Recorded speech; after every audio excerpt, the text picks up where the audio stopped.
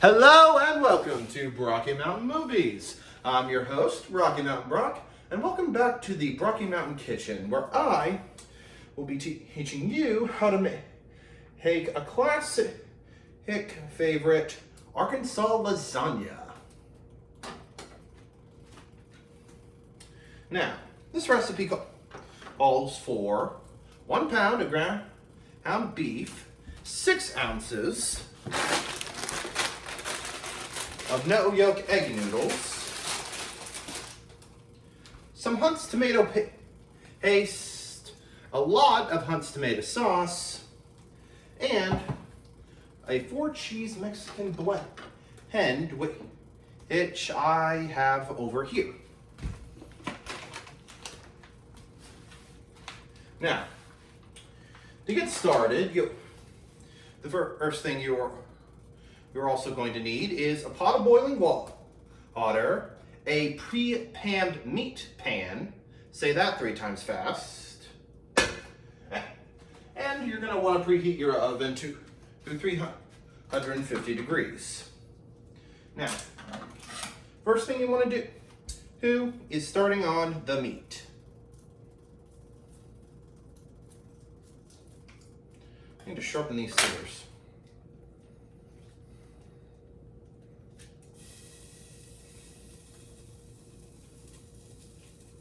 Here's the steak, and now the sizzle.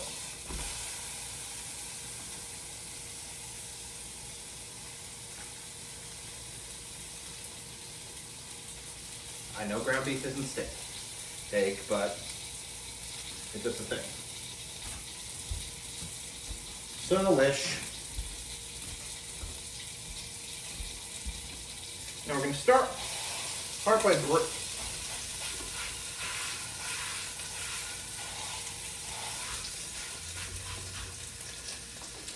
and as I suspected, I need a better spatula. Here we go. Thing is, you can't use an actual meat spatula. It'll scrape the bottom of the metal pan, and anyone who's done it already knows, and if you haven't, just don't.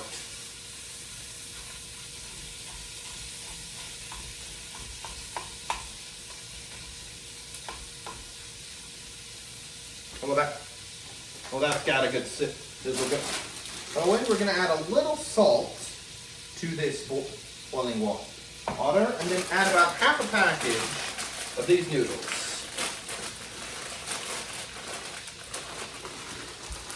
We can go a little over, but a package of these makes about 2 helpings of Arkansas lasagna. So if you do a lot now, you won't get a lot next time.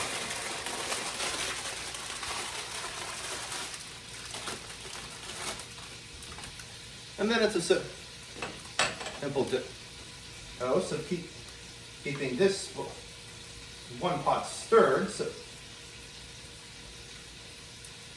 the whole point is keeping 1 pot stirred so it doesn't stick to the bottom, and the other for the same reason. Okay.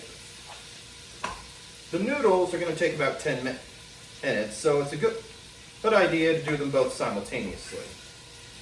We're also going to want to drain the grease once we're done with this, with a little more breaking it down, of course. Now,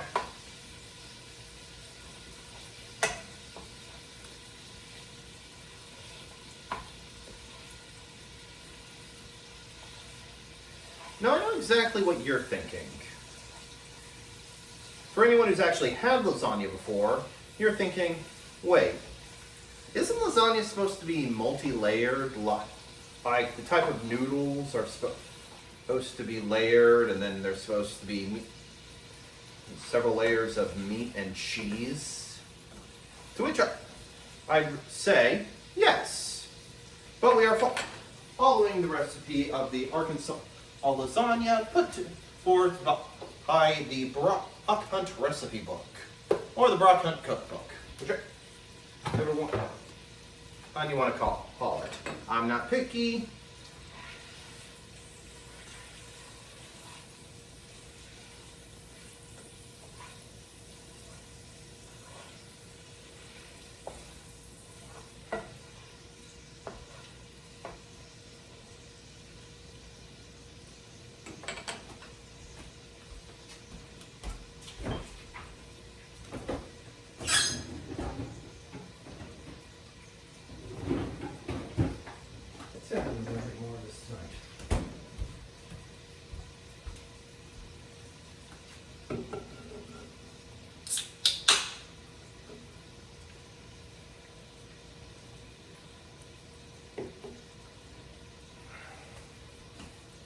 So I know what you're thinking. Why do I call this Arkansas lasagna if the structure is not going to resemble traditional lasagna? Well, now it's a little story. You see, one time I was staying with my cousin, and as a guest, I decided to make her and her fiance some of my famous lasagna. I cooked it for them. They loved it, except they pointed out that it didn't have the structure, to which my cousin replied,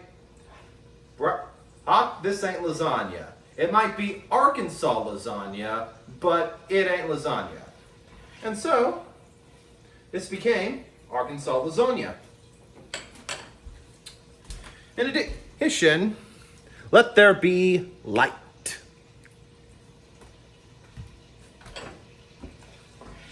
Now, I swear, you go through all the trouble of plugging it in and you forget to turn it on. That actually happened this morning. I put in the toaster. I put some bagels in the toaster, and it took me a couple minutes to realize that I unplugged it.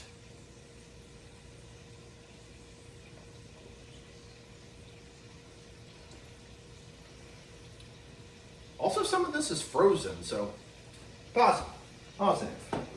However, with all you naysayers of lasagna aside, this particular recipe stole the show at the cultural festival I attended. And by cultural festival, I mean that one of my teachers in college said, "Hey, let's all have an ethnicity day and bring in a traditional ethnic dish."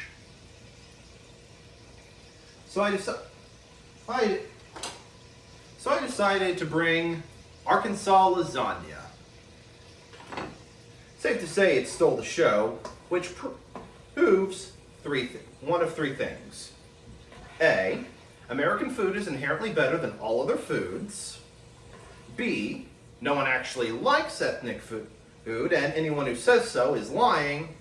Or C, what happened proved absolutely nothing, and people just liked your lasagna. Either one, I say either one of them fits, but let me know what you guys think. Oh, and we're getting good. Do not under...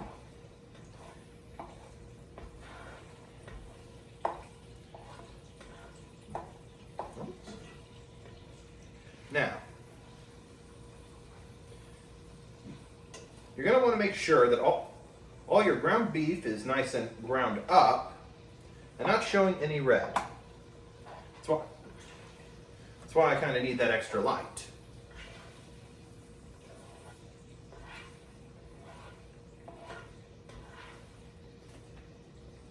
Let's see.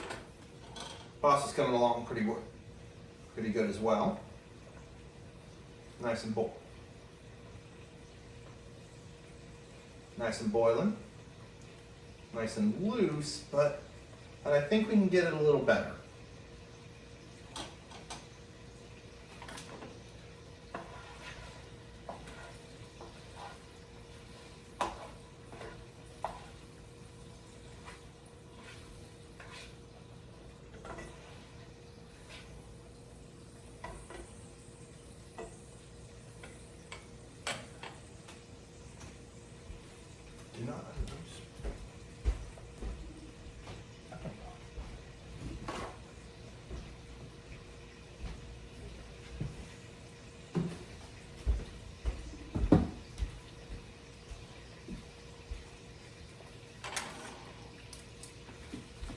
something I want to do of thinking ahead is that once we are done with the meat and it's nice and brown, we're going to want to drain the grease.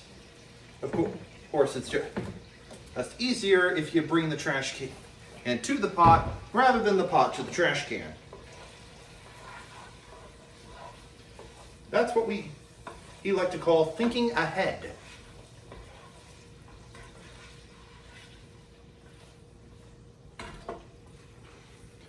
See that? We got some nice ground beef on our way. Then we go ahead and drain.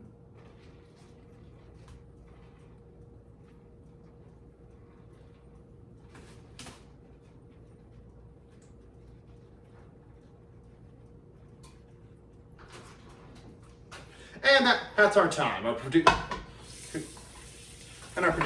said, Ed, follow me for part 2.